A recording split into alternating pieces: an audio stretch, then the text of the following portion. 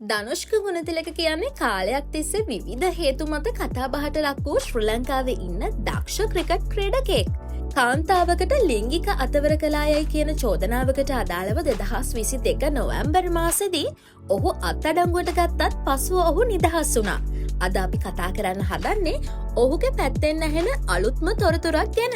ඉතින් වීඩියෝ බලන්න කලින් අපේ channel එක subscribe කරලා අපිත් එක්ක එකතු වෙන්න කියලා ආරාධනා කරනවා.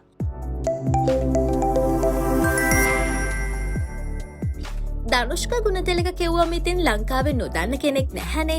ඔහු රටේ කාතරත් කතාබහට ලක්වෙන්න ගත්තේ 2022 අවුරුද්ද ශ්‍රී ලංකා 2020 ලෝක කුසලාන කණ්ඩායමේ සමාජිකයෙකු ලෙස සිඩ්නි වලදී වෙච්ච සිදුවීමක් එක්ක. කාන්තාවකට බලහත්කාරයෙන් ලිංගික අපයෝජනයක් සිදු කරා කියලා ඇය චෝදනා කරලා එරට අධිකරණයේ නඩුවක් ගොනු වුණත් පසුව 2023 සැප්තැම්බර් මාසෙ පැවති නඩු විභාගයකදී ඔහුට එරෙහිව චෝදනාවන් සියල්ල අවලංගු කරමින් ඔහු නිදොස් කොට නිදහස් වුණා. ඒත් හැබැයි ඔහුට එල්ලවුණු චෝදනා නිසා කීර්තිනාමයට සිදුවුණ හානිය නම් එහෙම්මම තමයි. ඒ විතරක් නෙමෙයි. ඉන් පස්සේ ඔහුට ජාත්‍යන්තර ක්‍රිකට් ක්‍රීඩාපිටියේ ක්‍රීඩා කිරීමටත් අවස්ථාවක් නැති වුණා.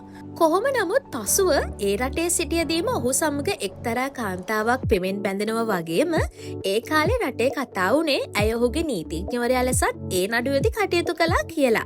ඒ වගේම ඊට පසු කාලෙක ධනුෂ්ක සිය ඉන්ස්ටාග්‍රෑම් ගිණුමේ ඇය සමග ඉන්න ඡායාරූප බෙදා ගැනීමත් සමග ඔවුන් දෙදෙනා අතරේ ප්‍රේම සම්බන්ධතාවයක් තියෙනවා කියලා රටම දැනගත්තා. ඔන්න ඔය ඔක්කොම අතරේ මේ අවුරුද්දේ මුලදීම ධනුෂ්ක ප්‍රිය පදවිය ලබලා ඒ ගැන ඔහු විසින් දැනුවත් කිරීමක් කරලා තියෙනවා. ධනුෂ්ක කියන්නේ දැන් දරුවෙක් ඉන්න තාත්තා කෙනෙක්. දැන් ඉතින් ඉස්සර වගේ සෙල්ලක්කාර වෙන්නත් අමාරුයි. මොකද වගකීම් ගොඩයිනේ. ඉතින් උතුම් ප්‍රිය පදවිය ලැබපු ධනුෂ්කට අපි හදවතින්ම සුබ වතනවා. ඒ වගේම මේ වගේ දේවල් දැනගන්න අපේ channel එක subscribe කරලා bell icon එක click කරලා තියාගන්න කියලා ආරාධනා කරනවා.